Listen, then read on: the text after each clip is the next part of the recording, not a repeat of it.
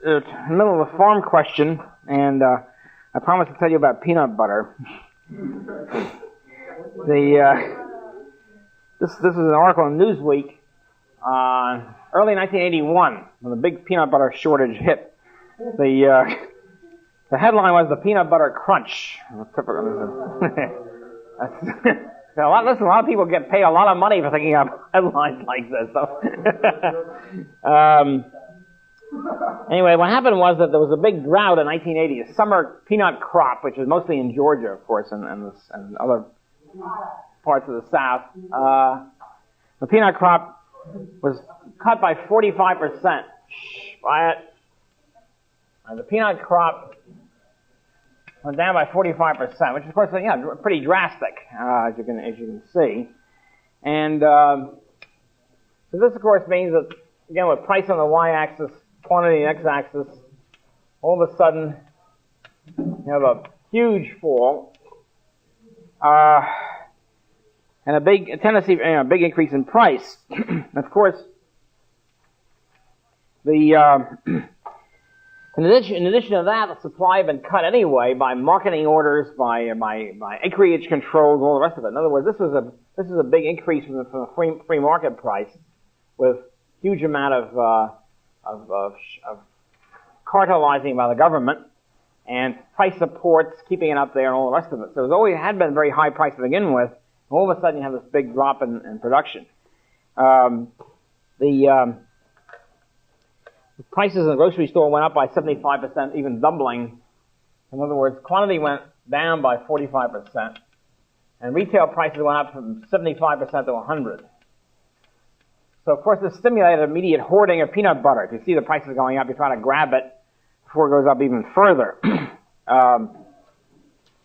The wholesale prices for top quality peanuts, which had been, in 1979, $455 a ton. By 1980, that means 1 year later, was $1,510 a ton. So that's almost tripling, more than tripling, of the price of top quality peanuts. Of course, there's different grades of peanuts, and actually the top quality ones were the scarcest. So there's a big losses for peanut farmers, big unemployment, peanut crops, that sort of thing.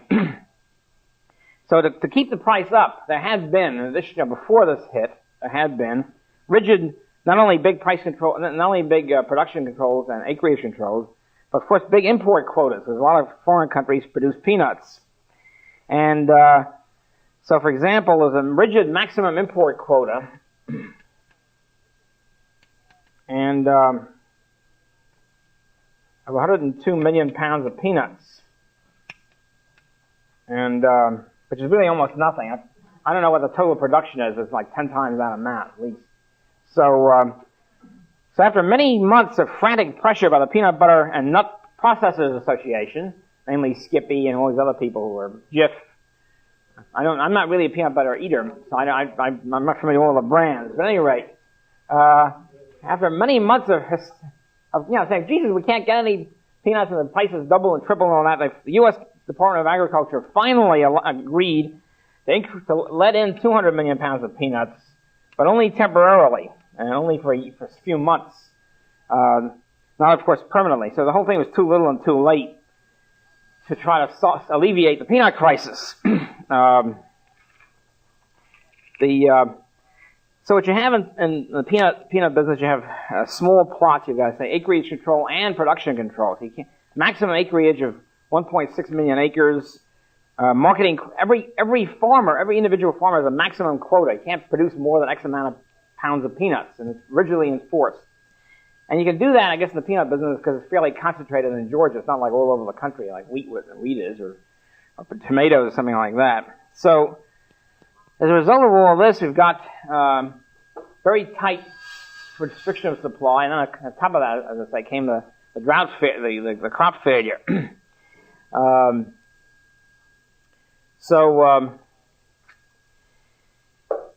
So they finally allow next season, for example, there's a maximum growing allotment, acreage allotment.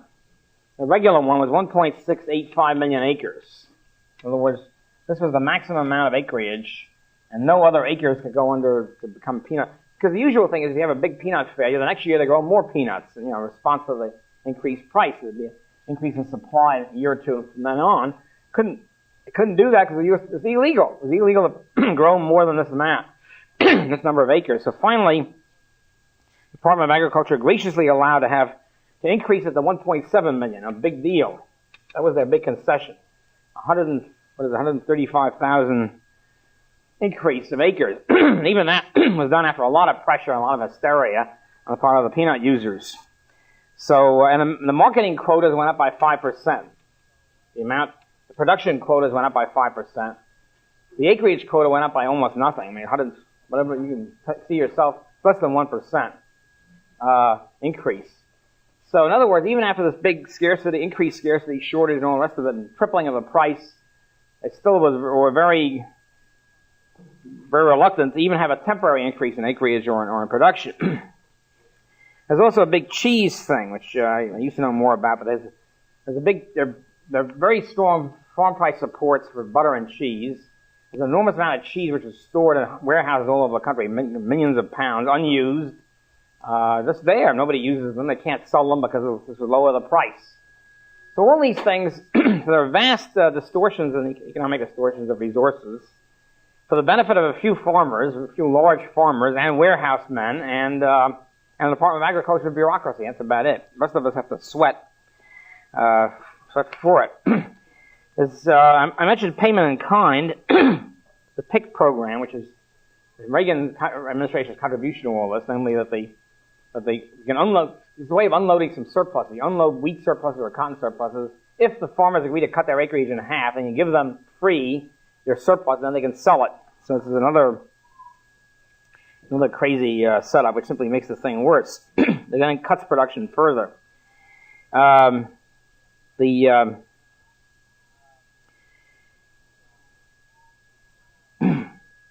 Here's just a concluding article on PIC, which is the conclusion of the article, which says, excluding some short-run gains to farm labor and farm operators, large landowners and U.S. Department of Agriculture personnel are the major recipients of PIC largesse. Landowners will gain because the supply of land is relatively inelastic. Consequently, a 1% increase in returns to a unit of farmland will be matched by a 1% increase in the market price of such land. Thus, land values will rise more than without PIC.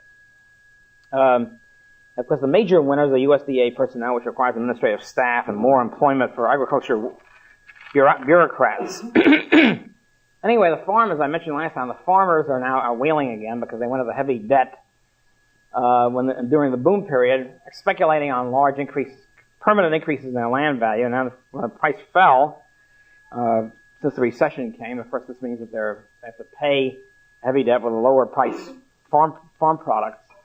And again, they're being bailed out by the American U.S. government, by bankers, which bail out the banks, which in turn bail out the farmers. An enormous amount of wailing about this.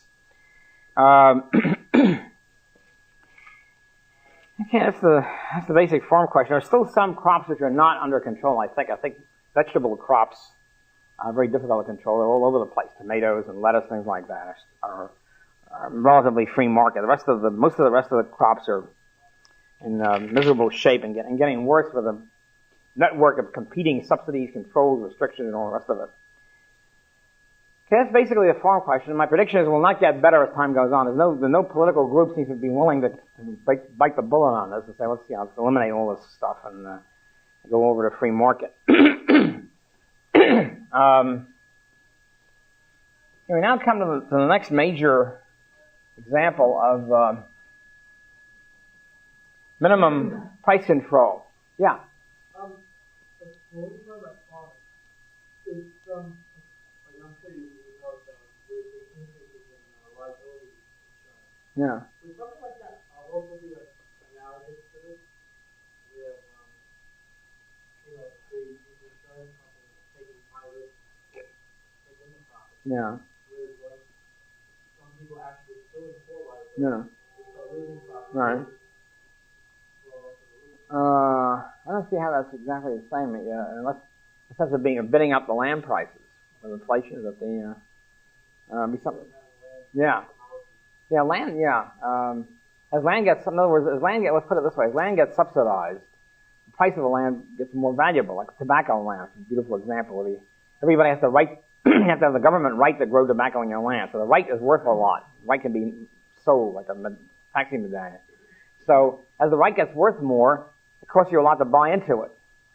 This is, by the way, happens in general. Monopoly returns. This is an example of monopoly return. The right to grow tobacco is worth a lot, say $4,000 an acre or something. The new guy buying tobacco land from an old guy who wants to sell out.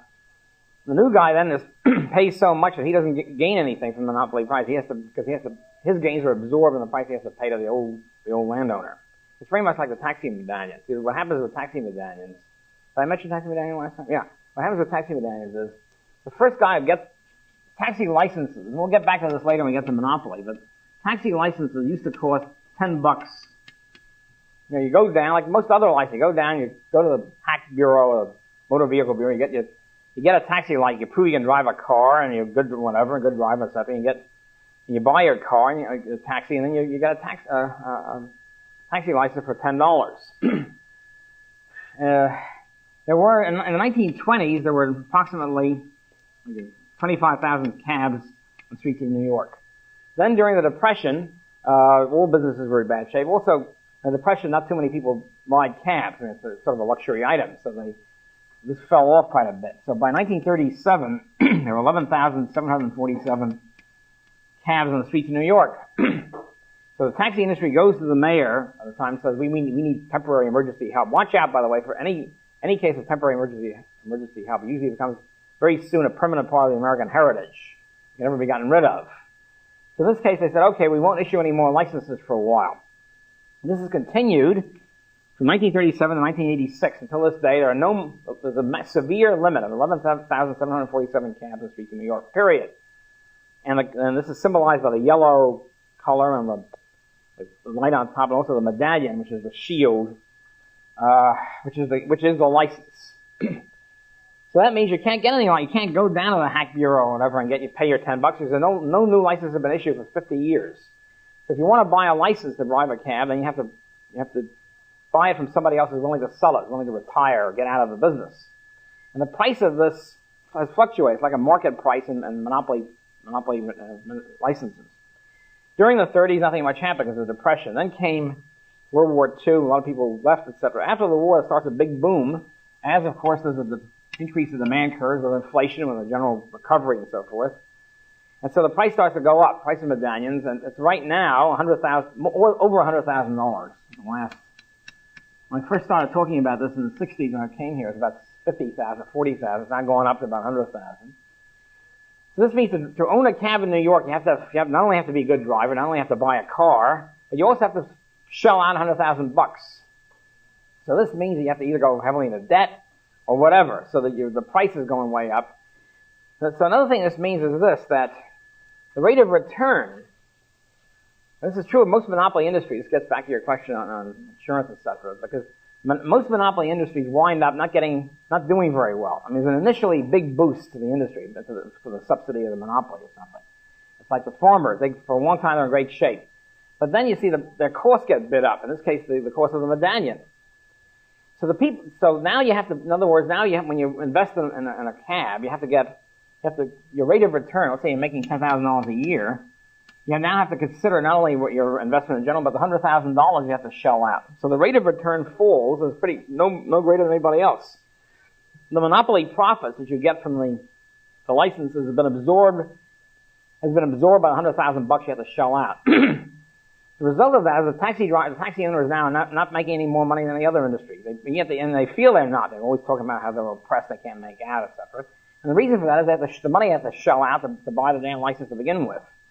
So, the people who really benefited were the original guys, the guys who got the license, the existing people in 1937 who hung on for a few years, and then when the price went up, sold out. Essentially, they got a monopoly gain of from $10 to $100,000 or whatever it was. In other words, they get the benefit. The people who buy in later get washed out. On the other hand, even though they're not making any monopoly benefits now, they fight like tigers to keep all of it, because if there's free entry into the taxi business, they lose the whole $100,000. They just get wiped out, because from then on, we can just go and for $10 and get a license. So even though there's no extra benefit anymore, they'll fight like tigers, like ferociously to keep the to keep the license, not allow any expansion from the 11,747. As a result of that, everybody loses and nobody really gains by this whole rotten system. The consumers lose because we've restricted entry, which would have been, let's say, over here, restricted entry at a much higher price, and the taxi people don't even gain. And the other people lose, the people who would have been taxi owners if they had only allowed free entry, or like to be taxi owners and can't do it. Have to be taxi employees, let's say, and can't own their cab because of this, have to shell out $100,000. So it's a system which nobody benefits. And yet, the people who have the license now will fight like tigers to keep it. So as I said last time, I think, when Mayor Koch, it's a pretty ingenious plan to get around the taxi lobby, which is very powerful, especially since the absolute boss of the Bronx democracy, Stanley Friedman, is the taxi owners' lobbyist in New York. To get around it, Koch offered to give every taxi owner one free medallion. Just give it to them free, which is like giving everybody $100,000, provided they use it or somebody else uses it. They sell it to somebody who will use it within a year. So in other words, doubling the supply to 22,000, which we can certainly absorb since, it's a real scandal to see that we have less than half the number of cabs than they had in the 1920s. With a much bigger population and boomtown and all the rest of it. Sure, they would double the amount, so the price of each medallion would fall, but still in all they pick up, they have free medallions. They were too scared to do it, too afraid of any relaxation of this rotten system to accept it, and they fought against it and they defeated it. Koch had to withdraw, even Koch, as powerful as he is politically, had to withdraw this suggestion. So what they've built up over the years, of course, is a series of illegal cabs, now quasi-illegal. The whole structure of cabs, because of the shortage imposed by the fantastic scarcity, means the cab owners or cab drivers, like with any other price controls, maximum price controls, they're in the driver's seat on prohibition.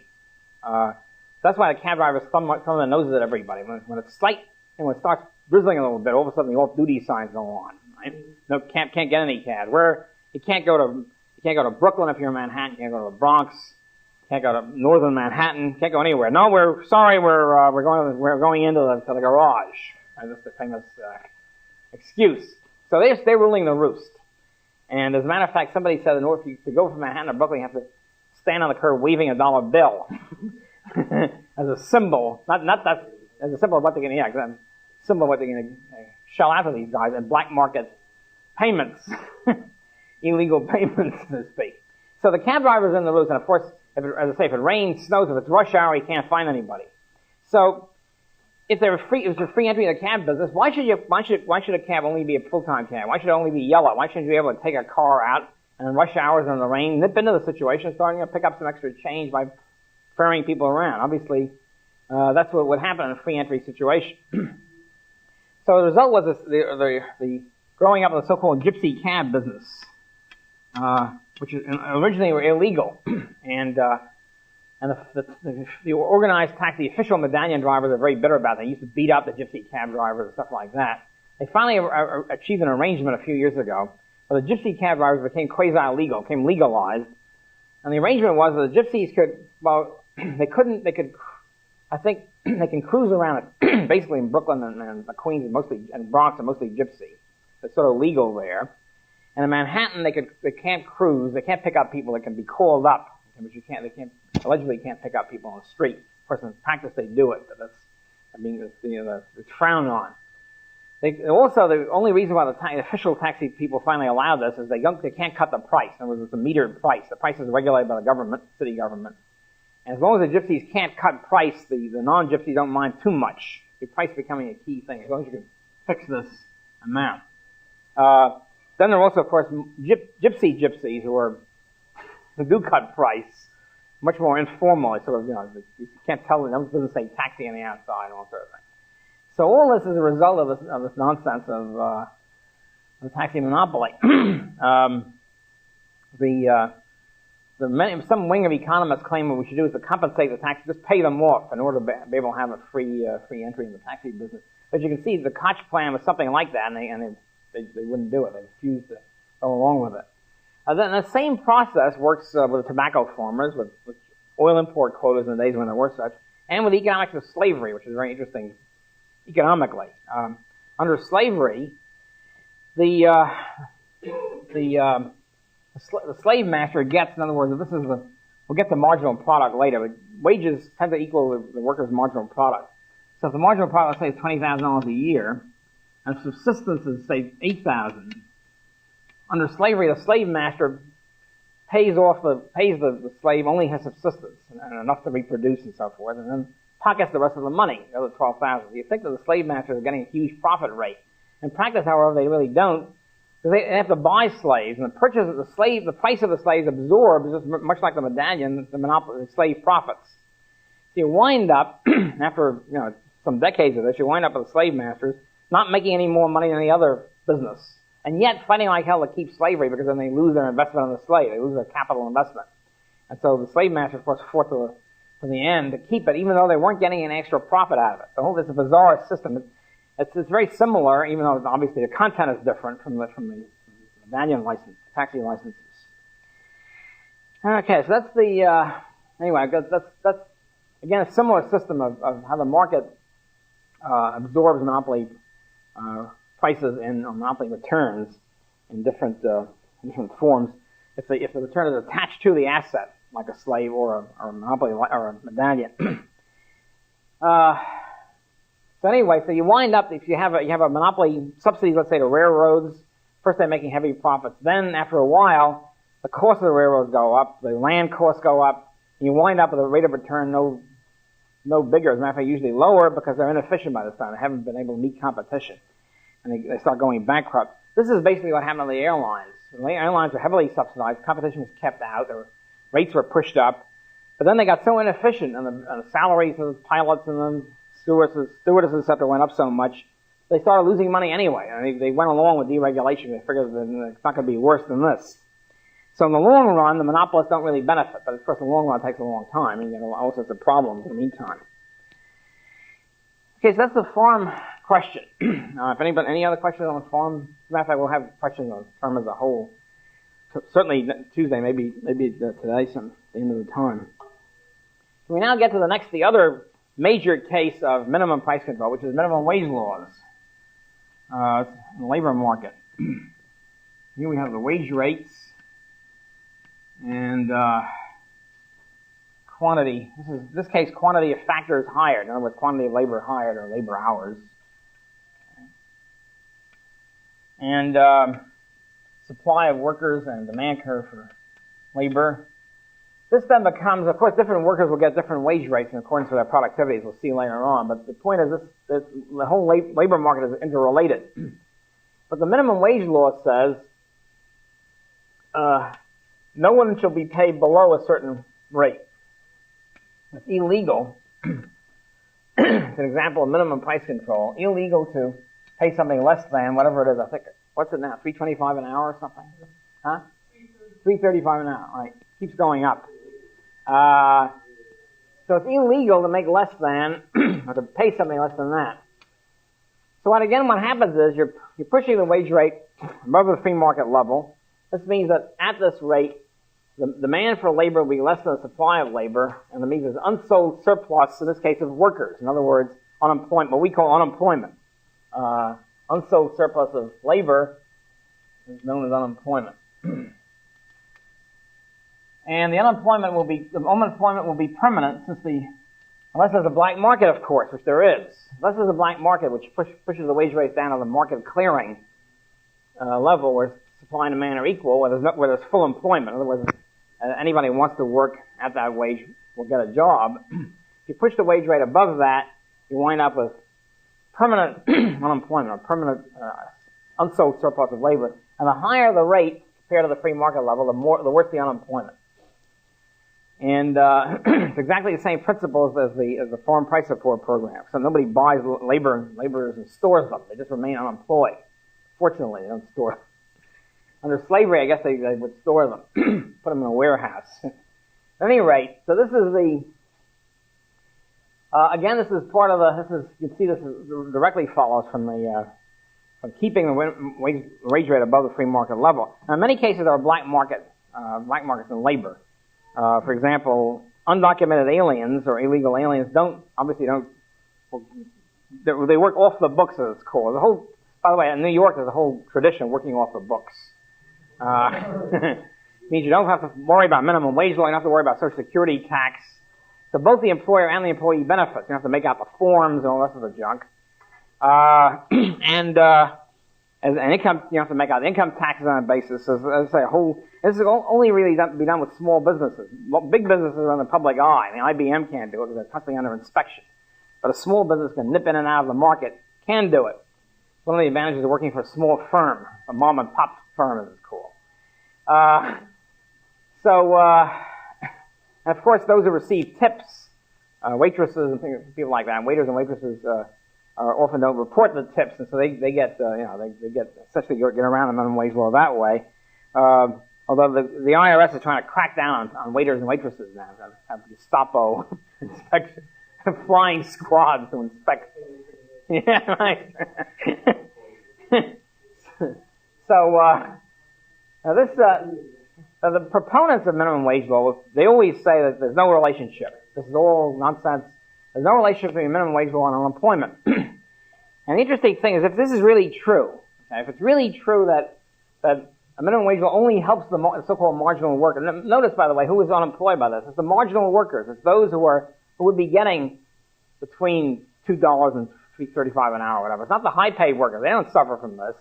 It's the low-paid workers, the ones who are supposed to be helped by a minimum wage law. These are the very people who are screwed by it. Interesting situation here.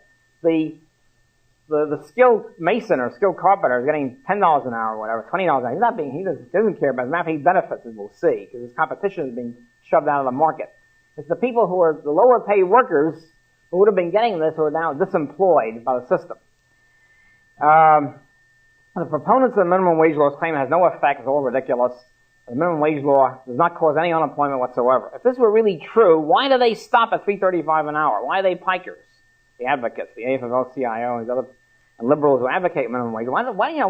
If it's really true, it has no ill effects. Why not go for broke here? I mean, why stop at $3.35 an hour, $1? Yeah, $10, $100 an hour, $1,000 an hour. Why not? Yeah. What determines minimum wage? It's the law, and the government passes a law, either state or federal. I mean, how do they come up with that? Well, that's the point I'm getting to. See, how indeed do they come up with it? What I'm trying to say is, if they simply said, okay, let's benefit everybody, let's make it a minimum wage of $1,000 an hour or something like that. The result would be 99.9% unemployment. We'd all be unemployed, right? In other words, you can manufacture as much unemployment as you want by simply jacking up the minimum wage law. If at Poly they passed the minimum wage law, say if they said nobody can get less than $1 million a year, we'd all, of course, be unemployed, the whole gang here. So the question, you asked a very good question in the back of the room there. What determines, how do they decide where to put it? Well, it seems to me they decide where to put it. The way they do it is, they disemploy just the people they don't like. They raise it enough to disemploy competitors they don't like, marginal workers. In other words, those who are getting on the marginal level, okay, who are generally non-union or no seniority in unions, who are usually blacks and teenagers. Blacks, women, and teenagers who usually come in the marginal area. The people they don't push it up high enough, however, to disemploy union workers, white union workers with seniority. So you never push it up to $50 an hour, $1,000 an hour, because that would disemploy everybody. They make it, the AFL-CIO makes it, usually the main lobbyist for this, make it so that it's the people they don't like who get shafted, and they're the ones who are competing, the marginal workers are competing with the higher skilled workers, or the workers with seniority. So there's a method to the madness here, is what I'm saying. It's not random. It's not an accident. They only make the minimum wage high enough to disemploy the people they don't really care about. They never push it so high they really start disemploying union workers with seniority, and mine workers and teamsters and all that sort of stuff. Yeah. Right. Well, it goes up for inflation, so you keep pushing it up. Yeah, but it's been it was $1.60 an hour not too long ago, about 20 years ago. But it keeps increasing. Yeah. Right. That's right, absolutely. That's exactly what happens. And then, I have some figures on this for you in a minute, but what happens, unemployment starts decreasing because as inflation proceeds, the minimum wage becomes less and less important. Then they jack it up again and make sure that the same the unemployment level goes up again. It's amazing. So that's one. So as I said, this is it can't be an accident. This is exactly where the AFL-CIO people put it. If you argue with these people, if you argue with AFL-CIO economists or left-wing, left liberal economists, they'll finally admit it. They'll say they're honest enough, and they won't admit it before Congress or something. But they'll admit it. Yes, they'll say it's better for these people not to be employed at low-paying jobs. Better for them to be on welfare than be employed on low-paying jobs. It's an interesting statement because they're not making a decision up to the individual worker. They're making a decision for them. Yeah. Is that why they're opposed to lowering the minimum wage for teenagers? Yeah, exactly. It's precisely it. See, teenagers almost always have a lower productivity, as we'll see later, than adult workers. They haven't got the experience. So entry level, as it's called, workers, teenagers usually start with lower wage rates than adults. Okay. So they lop it off. They make it in such a way that this employs a lot of teenagers, and then the only thing which would help the teenagers is to cut the wage in the minimum wage law. It's a very sensible, I would favor getting rid of the whole thing, but it's a very sensible first step. And they fight like heck against it because they don't want teenagers competing with adult workers. In other words, you're getting rid of the competition. As we'll see when we get to the labor market later on in the course, the whole labor law system is a system by which one group of laborers try to shaft the other group because they're competitors. I mean, immigration restrictions are precisely that. Immigration restrictions were put in by the AFL-CIO in 1920-24 precisely to stop the flow of foreign workers coming in so the domestic worker wage rates would go up. And it's a pure cutthroat situation, but of course it's done in the name of labor solidarity and all the rest of it. They don't say it. Although in those days they were franker about it. They're much more frankly monopolistic and racist. When we get to the labor market later on in the course, we'll go into that. Now, of course, racism is not considered respectable if they don't deal in those terms. That's basically what it is. Another thing that happens is you see dramatic instances of this working. Usually, in the old days, used to exempt a lot of occupations from minimum wage law. Some of them are still exempt. Agricultural workers are often exempt. Restaurant workers are exempt. These are lowest paid jobs. If they try to impose, $20 an hour in a restaurant, we wouldn't have any restaurants left. I mean, obviously they couldn't do that. They had to be careful, huh? Yeah, they had to be more of that, right? More automats. They had to be very careful with that. But in many cases, they extended. In other words, about 20 years ago, they suddenly extended the minimum wage law to agriculture. It had been exempt before. And the southern cotton fields, it's so dramatic it changed. Even the New York Times realized, and even the regular reporters say, hey, this is what happened. They suddenly extended, in other words, there had been no minimum wage law applied to southern cotton.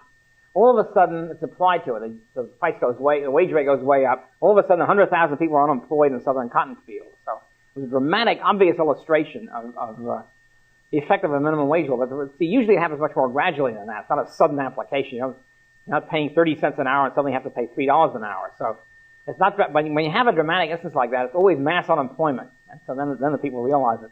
The same thing happened with, again, about 20 years ago in North Carolina, crab packing plants, which are usually exempt. So then they extended to the crab packing plants. There are a lot of marginal crab packing plants on the coast of North Carolina. See, the thing about North Carolina, it's a very strange state because there's no rivers. Usually there's rivers in South Carolina and Georgia. There are rivers, big rivers going up, so there's big ports. In North Carolina, there's no real rivers, so it's difficult to bring the crabs from the coastline to the interior. There's high transportation costs. So what happens is there was no minimum wage in this whole area. Then suddenly it's applied just like that. Bingo. The crab packing, and they're all thrown out of work. And there's massive unemployment in here, and plus bankruptcies of the firm. They just couldn't hack it. They had to pay these high costs. They couldn't transport the stuff anymore, and the whole thing is... So there was mass unemployment and mass bankruptcy. So in dramatic cases like that, you can see it. In most cases, it happens very gradually. As somebody said, he'd jack up the minimum wage law at 10 cents an hour every 2 years. You don't see it. It's not as visible. Another case like that was during the Depression, when the minimum wage law first came in. It was 40 cents an hour. Of course, it seems incredible now. We have to remember the dollar is now worth by 1/10 of what it was then. So this is equivalent like $4 an hour now, something like that, or $3.20 an hour. So this is about comparable, 40 cents an hour. When they imposed the 40 cents an hour rate, there were a lot of people making 30 cents an hour. It's as incredible as it might seem now. For example, Mexican-American clam diggers in California. The whole family would go out and dig clams. Mother, father, and 6 kids. They go out and dig clams. Each one would be getting 30 cents an hour. The whole family income was pretty good then, because they were clamming a lot. When they imposed 40 cents an hour, the whole gang was thrown out of work. In other words, became uneconomic for the employers for them to pay 40 cents an hour for clam digging, whatever you do with your clam. And there was massive unemployment among the clam people. I think Cannery Row, a John Steinbeck novel about the Depression in Monterey, California, is essentially about the unemployment in the clam industry. Of course, he doesn't pinpoint the cause of it. He doesn't say it's a minimum wage law. Very few writers understand economics anyway. But he talks about the devastating effects of this. So to say it happens dramatically like that when you suddenly impose something. And there could be a lot of people working, a lot of quote illegal, a lot of retired people would like to work part-time at a below the minimum wage. If they get above, the employer can't afford to pay the minimum wage for things like that, like, I don't know, ladies' room attendant at the Bickford, wherever it is. They can't afford it, so it just doesn't get done. And if the government allowed part-time work below the minimum wage, everybody would benefit. The consumer would benefit, the employer would benefit, and the worker would benefit. Instead of that, the government says, no, it's illegal, and that's the end of it. There's another, a more sinister element here. Oh, just a sinister element. What happens is, because there are regional differences in wage rates, if you have a federal minimum wage, it acts like a protective tariff. For example,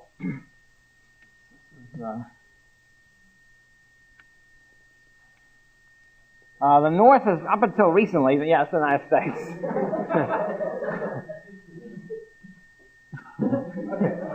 That's fixing it up. It is sort of like that. The Northeast, up until recently, the Northeast was much more heavily industrialized than the South. It still is, actually. You're leaving out the Southwest here. So the Northeast, having more capital per worker, means the wage rates are high. We'll get to the wage market, labor market later, but I mean, the point is, you can see right away, the demand curve for labor goes up in the North. This tends to increase wage rates. So it means that wage rates in the North tend to be higher than wage rates in the South. Particularly, of course, if prices, of course, of living is higher. In addition to that, real income is not that much higher, but there's often more inflation, say, in New York than there is in North Carolina. And so, in money terms, there's even a bigger difference. At any rate, so workers tend to migrate from the South to the North to take advantage of the higher wage rates. And capital tends to migrate from the North to the South to take advantage of the lower wage costs. The long-run tendencies are for equality. In other words, the long-run tendency is very long-run. It's not like a day-to-day equilibrium. Long-run tendency is to equalize wage rates in the North and South. Okay? So this means that newer firms will tend to be in the South, will tend to outcompete, especially inefficient industries here in the North. So, in particular, you have industries in New York and New England like clothing manufacturing and printing and things like that, which are inefficient. You see any printing plant or clothing plant in New England, for example, they're all old, decaying factories, lousy equipment and all that. And the new plants in the South are, of course, brand new equipment. So the tendency is then for bankruptcy, except in the North, and to move the northern firm, northern capital, move down to the South and employ southern labor. So the northern industrialists or northern firms in backward industries like textiles and clothing and printing would like to be able to have a protective tariff to keep out all cheap southern labor, so to speak. Cheap goods are produced in the South, like, as they have a protective tariff on goods from Japan or Europe or whatever. They can't do it. It's unconstitutional even now, and the Constitution is almost a dead letter. It's unconstitutional to place a protective tariff on goods coming from the south of the Mason-Dixon line. So the federal minimum wage law is a way to get around it, a way to have a hidden protective tariff, because, in other words, if you have I'm talking about a federal law, not a state law. You have this is a labor market, and this is the wage rate. And you impose a protective tariff, if minimum wage, say here, whatever it is, $3.35 or something, what you're doing, and most of these marginal workers will be southern workers, because the wage level in the South has to be lower than the North. So what you're doing is then you're imposing, the northern firms are imposing especially high costs on the southern firms and bankrupting them and causing unemployment, crippling their competition. So it's a way, it's like having a barrier on the Mason-Dixon line, preventing goods or making higher cost goods coming from the North. Former Senator Javits, in the 1966 minimum wage fight in Congress, when he was arguing for an increase in minimum wage law, made that very point. He actually put it that way. He said, we're being outcompeted here in New York by our firms are being outcompeted by cheaper southern labor, and we have to impose higher costs on southern firms, really saying the same thing.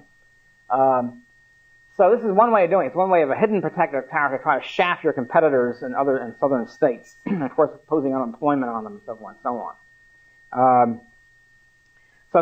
In other words, what you're doing is, here the AFL-CIO, in other words, the higher paid workers, are imposing unemployment, or crippling the competition of marginal workers, women, blacks, and teenagers, and also in particular northern firm industrialists and workers are imposing extra costs on southern firms and unemployment on southern workers. So it's a combination of the two. Yeah.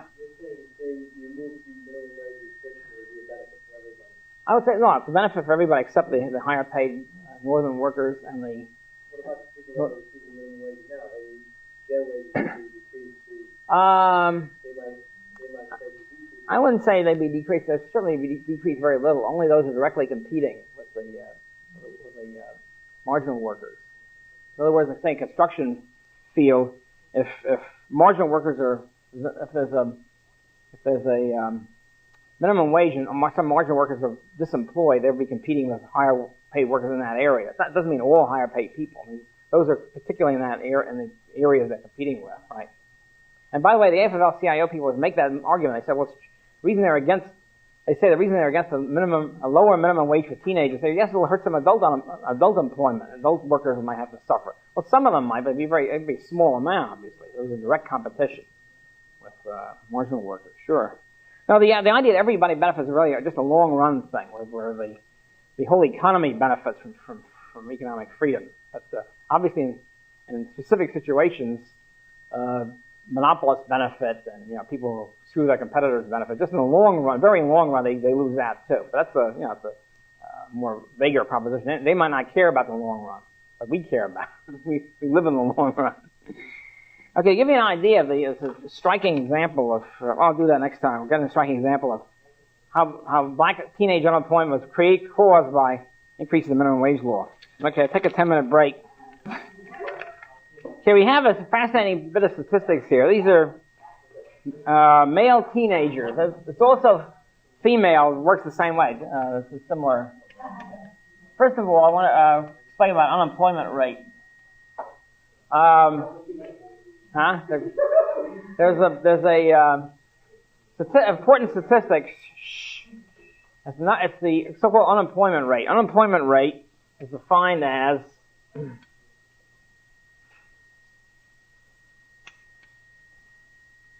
number of unemployed divided by the number of employed plus number of unemployed.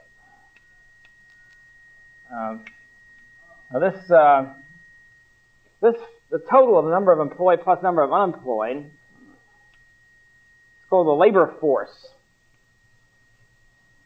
In other words, the population of the United States is now something like 225 million.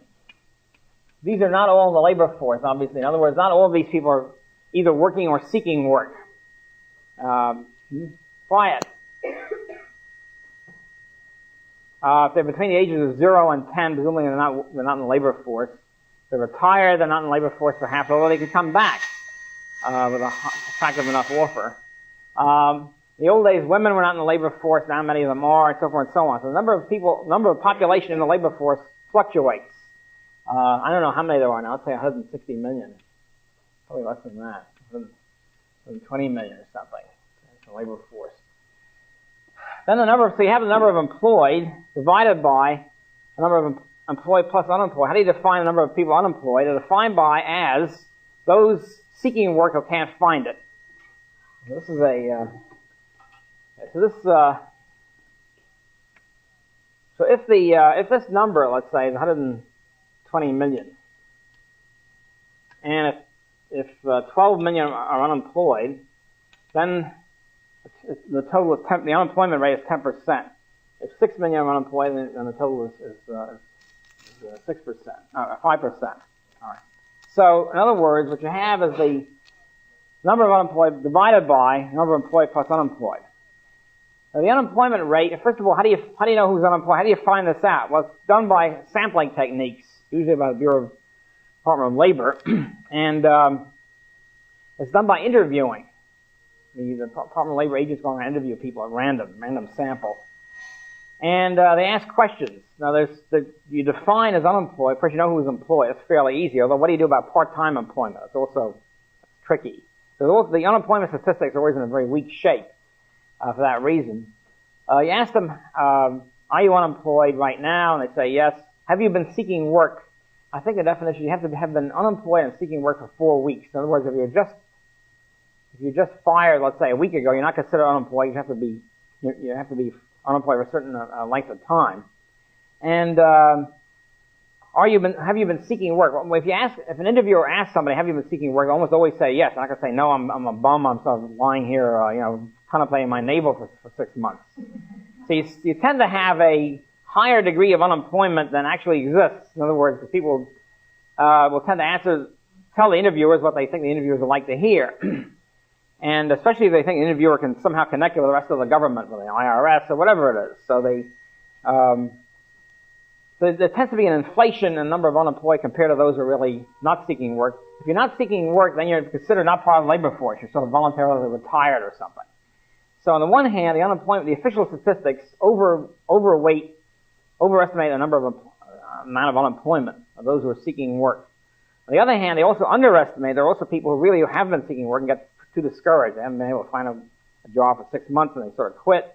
They're still really part of the labor force, and they're not counted as unemployed. So you have two things going in opposite directions. On the one hand, you overestimate the amount of unemployment because you overestimate the amount of people who are really seeking work, not just sort of lazy. On the other hand, you underestimate the so-called discouraged workers who would be actively seeking work if they really thought they could find something. How do you figure out? There's no really way to scientifically decide between these two things. Usually liberals claim that there's an underestimate of unemployment and conservatives claim there's an overestimate. It can work either way, as far as I can see. Another problem is unemployed seeking work at what level? Usually the way, for example, if the unemployment insurance is given to people who are seeking work, who will have to accept jobs that are offered to them by the Employment Bureau, which is supposed to be comparable jobs to what they quit. Now, there are many problems with this, comparable employment. Supposing you're working as in the calculating machine business, the old calculating machines before calculators came in. Obviously, there's no jobs now in calculating machines. Supposing you say, I insist on a job which is in a calculating machine. That's what I know, and that's the heck with it. I refuse to retrain to other things. There is no comparable work for me. In that case, supposedly you can get unemployment insurance the rest of your life. Obviously, it doesn't work that way. But the question then is, what is comparable? In other words, what's a comparable job?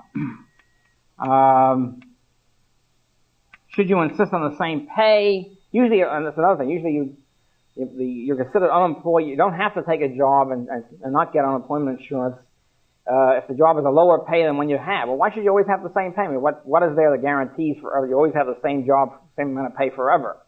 If you have to shift, for example, from calculating machines, which are now obsolete, to calculators, you might have to have a lower, apprentice job. You might not know about calculators. You might have to first start as a lower level pay.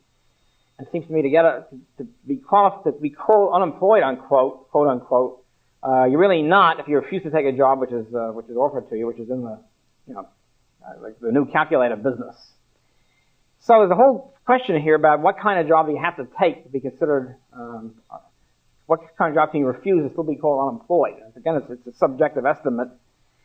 Should you have to take any job whatsoever and still be and then be considered unemployed if you don't take it, or what? Again, it's a very elastic situation. There used to be a comic strip called Little Abner, where there was a guy in Dog Patch, which is a mythical town somewhere in the Ozarks.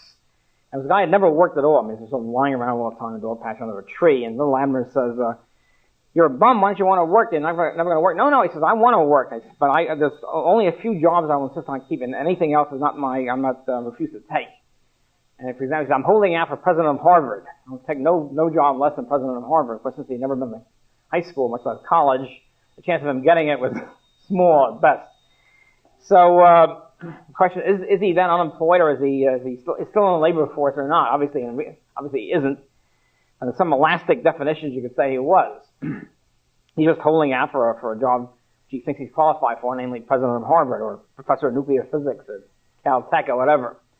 So obviously, In some definitions, you can call yourself unemployed and get unemployment insurance forever, because you can say, well, I would work, boy, except I insist on being head of IBM or whatever. So obviously, these people are not really unemployed in any correct sense. Okay, anyway, you establish some kind of unemployment rate, and the main thing then is, once it's established, regardless of what the definition is, to stick to it consistently. So you can, if the rate goes up or down considerably, you can say, well, it does mean something, even though the actual definition might be pretty shaky. If you stick to the same definition as a doubling or a cutting in half of the rate, it does mean it's something important. Okay, so usually, in the old days, full employment meant an unemployment rate of between 2 and 3%. It can't be zero. For one thing, people move around. I mean, people quit one job and move and go somewhere else, or they move from New York to California, from Illinois to Texas or something. In the process of moving, they're obviously unemployed for a few weeks or 6 weeks or whatever. So this is called frictional unemployment, and it's a question of mobility. In the old days, in England, for example, people mostly don't move at all. They stay in the same little county all their life. The full employment rate was like 1%, or even a little bit less. I think in Switzerland, the unemployment rate is almost zero. But in the United States, it was considered classically about 2 to 3% is defined as so-called full employment. During recessions, unemployment would go up to about 6%. And during a major depression, it'd be up to 10%. And during the mighty 1929, 1930s depression, it was 25%, 20 to 25. That gives you some kind of range of what the unemployment rate means. Okay? Otherwise, it'd be a meaningless number. Right now, the unemployment is going up. This is a macro theme, so I'm not going to go into this in any depth. But the full employment has been redefined. Unemployment is much more heavier now than it was. In the 1950s, unemployment was around 2 to 3% most of the time. Now it's minimum 6%, and it goes up to about 8%. So full employment has been redefined as to be about 5-6%, just like that. One way of achieving full employment is to redefine it. Just call it full employment. Hey, this is great, we're still in full employment. Just we up the definition. So recession rates are now about between 9 and 11%. There is no depression anymore because we outlawed the term depression. It's never used. You have a mild recession and a severe recession. So during the last recession, 1981-83, for example, unemployment rate was about 11%. It's now down to about 8%. It's considered, or 7%, I guess, by this point. We're now defined as being full employment. Okay, so this gives you an idea of what's going on more as far as the numbers go. Okay, now we come to our statistic.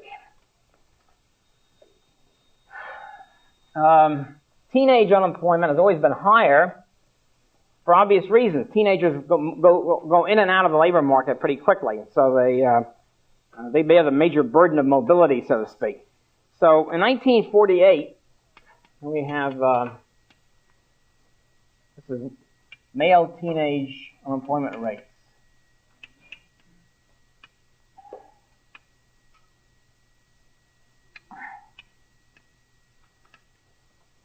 The white rate, white and black unemployment rates.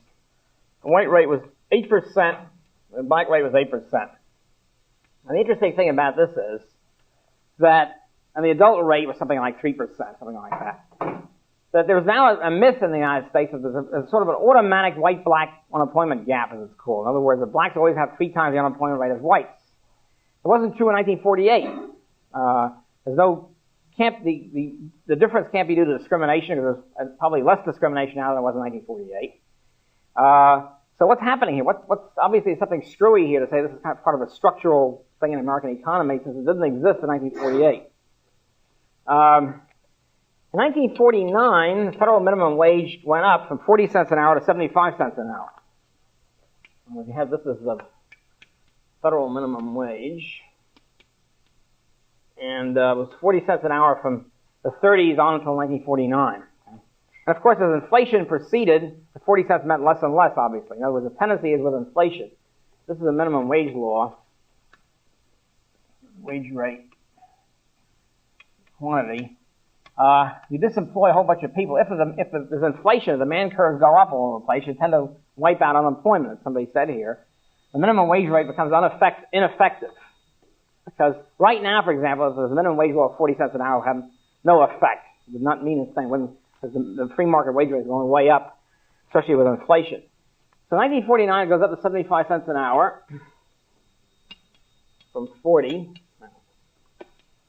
And immediately the white unemployment teenage rate goes up to 11%, which is a recession level. Okay? And the black rate goes up to 14%. The first sign of the gap, the famous black-white unemployment gap, was the jacking up of the minimum wage law. It happened in a few months. Then comes the Korean War boom, as an inflationary boom, and from 1951 to 53, and the gap disappears. In other words, the unemployment rate goes down, back to about 7, 8, around that. Virtually disappears. In other words, essentially the unemployment rate goes back down to the pre-Korean War boom, the pre-1948 level. Well, the Korean War is over in 1953, and the normality begins to assert itself, and the gap pops up again. In other words, 1954, 55, the white rate is up to 10, and the black rate is up to 13. Now, the adult rates are lower, of course, but the major gap appears in the teenage. So again, the gap pops up again for the reappearing. It appeared for the first time in 1949.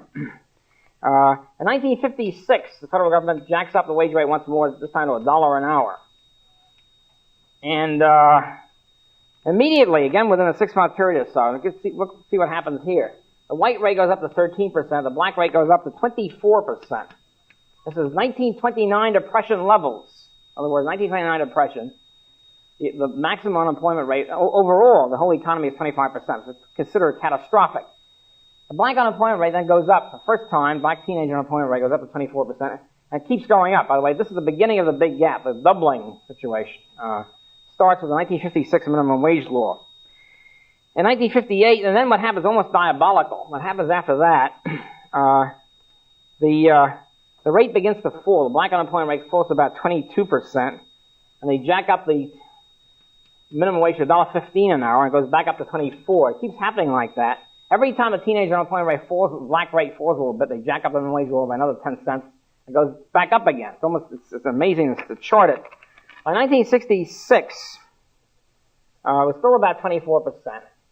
And the big discussion is, should they increase the minimum wage now to $1.60 an hour? It's been up, they're going up to about $1.25. Should it go up to $1.60? This is 1966. And various free market economists testified before Congress. They said, look, if you increase the minimum wage to $1.60, black unemployment rate will go up, teenage black unemployment rate will go up to 33%. They said, you're crazy. It has nothing to do with it. It's structural. It has nothing to do with the minimum wage law. Sure enough, of course, they passed it. And sure enough, in 6 months or a year, going up to 34%. And has remained even higher from then on. In other words, the whole story from then on is a repeat of this story. The black unemployment rate now varies, teenage rates, between 50 and 60% in most areas. And of course, this is super catastrophic. I mean, it's worse, much worse than the 1929 depression levels and for in the black areas. And it seems pretty obvious what the cause of the problem is, what the solution is. Even though liberals refuse to acknowledge it, even just to cut the minimum wage to teenagers by 10 cents an hour or something. Yeah. What is it now?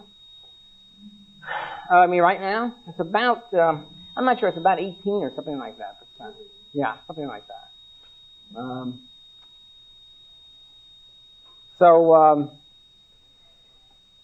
At any rate, it's obvious what this causes tremendous social problems, to say the least, and it seems to be obvious what the solution is. And it's not war on poverty or increase in poverty bureaucracy, which is what a war on poverty usually amounts to. The Johnson War on Poverty, the famous joke is, which is of course correct, is the only poverty that was relieved by the War on Poverty was the poverty of the social workers who were running the program. They were in great shape. They were getting hefty salaries, which is usually what happens in these things. So anyway, this is again an idea. And one way to look at it, see, nobody is guaranteed a job if you outlaw working below $3.35 an hour. Nobody says you're going to get a job at 335. Because you can't get a job for less than that. That's the only thing that the government says. Thou shalt not get a job for less than 335 an hour, and that's it. And so you can see the result of that should be pretty clear. And once again, the minimum wage law is not pushed up high enough to really just to start disemploying union workers with seniority. Yeah. Oh, they all know. The economists now all say the same thing. I used to be in a small minority. Now this is, I would say, the majority of economists. Just they claim it's politically impossible to put this across. The union, Reagan administration is committed to a lot of unions, especially Teamsters Union, a much beloved union, and even more gangster-ridden than most other unions. And so so they can't. They just feel like politically they can't do it. See, but the problem you have now is, when I was teaching this stuff 20 years ago in classes, students would say, if you're so right, how come nobody else agrees with you? Well, now this is no longer a question. Most economists will agree with almost everything I've been saying here, just as then they say, well, politically it can't be put through.